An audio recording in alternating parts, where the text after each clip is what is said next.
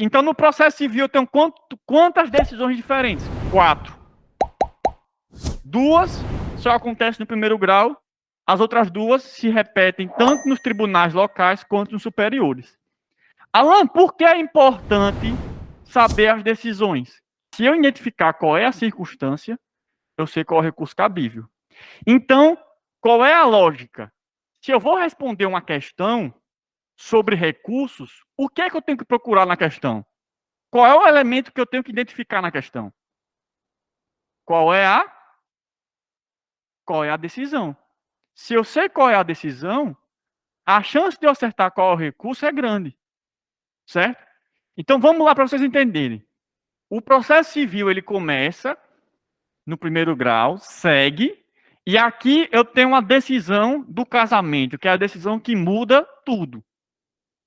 Qual é o nome dessa decisão aqui? E esses quadradinhos aqui são decisões que podem se repetir ou podem acontecer ao longo do processo. Quais são essas decisões aqui? Lembrando que é só uma, o meu nome é o mesmo. Qual é o nome dessa decisão aqui? Aqui, ó, eu estou encerrando uma fase. Qual é a decisão que encerra a primeira fase? Sentença, né? Então, o que é que eu tenho aqui? Eu tenho uma sentença. Se eu tenho uma sentença, essas decisões aqui são quais? Decisões interlocutórias, né? Então, veja. O que eu quis dizer até o momento? Decisão interlocutória e sentença, eu só tenho onde? No primeiro grau. Eu posso ter uma sentença aqui? Não. Eu posso ter uma sentença aqui? Não. Eu posso ter uma decisão interlocutória aqui? Não. Então, se eu identifico na questão uma decisão interlocutória ou uma sentença, eu vou saber qual é o recurso cabível. Então, é isso que eu tenho que procurar. O que é que ele está falando? Qual é a fase processual? Qual é a decisão? Ele normalmente não vai dizer, é muito difícil vir uma questão dizendo prolator uma sentença ou prolator uma decisão interlocutória. Não. Ele vai dizer qual é o momento processual. Então, ele vai dizer juiz da vara civil. Opa, vara civil, primeiro grau. Julgou procedente o processo. Então, eu tenho que saber se é uma decisão que julga o processo procedente ou improcedente. Eu estou falando normalmente de uma sentença. Decidiu acerca de tutela provisória. Então, eu estou falando de uma decisão interlocutória. Alan, como é que eu pego o processo civil pelo nome? Os nomes que se dão às coisas, as terminologias, têm uma justificativa. Ó, interlocutória. Então, é inter, no interior do processo. Então, é dentro do processo. A decisão interlocutória é qualquer decisão dentro do processo. O que é que o CPC diz? Se não é sentença, é decisão interlocutória. O CPC diz desse jeito. Tudo que não for sentença é decisão interlocutória no primeiro grau. Certo? Então, se eu não tenho uma sentença, eu tenho uma decisão interlocutória. Qual é o recurso que eu posso me utilizar para impugnar uma decisão interlocutória? Agravo de instrumento.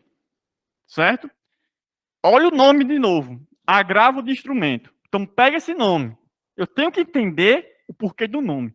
E se eu entender o porquê do nome, eu entendo a lógica. Veja, por que de uma decisão interlocutória vai caber um agravo de instrumento? Olha esse nome, instrumento. O que parece ser um instrumento? Algo que a gente utiliza para algo, né? Eu uso um instrumento para fazer algo. Então, eu pego esse instrumento aqui para conseguir algo.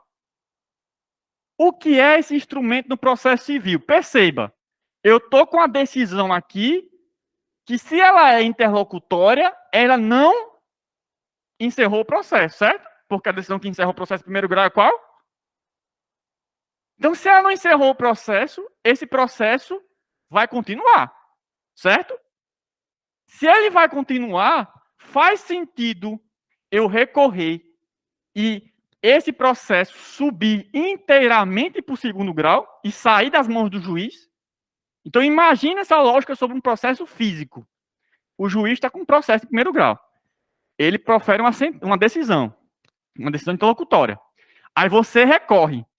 Aí faz sentido esse processo sair das minhas mãos e ir para o tribunal, para depois que você decidir ele voltar para mim? Faz ou não faz?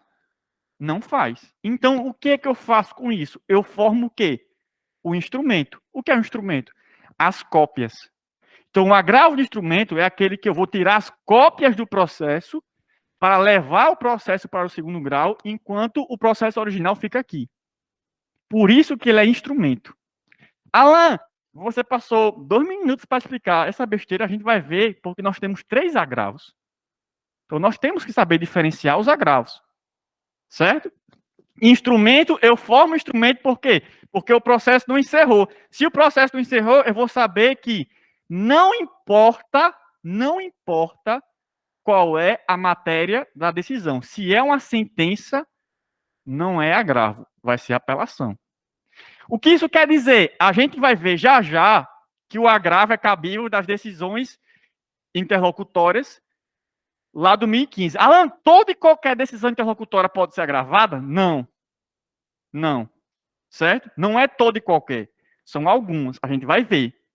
E o que isso quer dizer? Que se essa matéria poderia ser agravada e o juiz resolveu na sentença, não é agravo, é apelação. Por quê? Porque o recurso não depende só da matéria. Depende também da decisão. E da sentença vai ser a famosa apelação. Certo?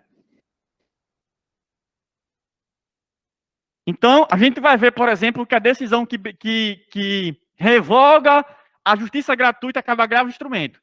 Mas se o juiz fizer isso na sentença, você não vai agravar e apelar, você vai só apelar. É isso que o CPC está dizendo. Se for na sentença, é apelação.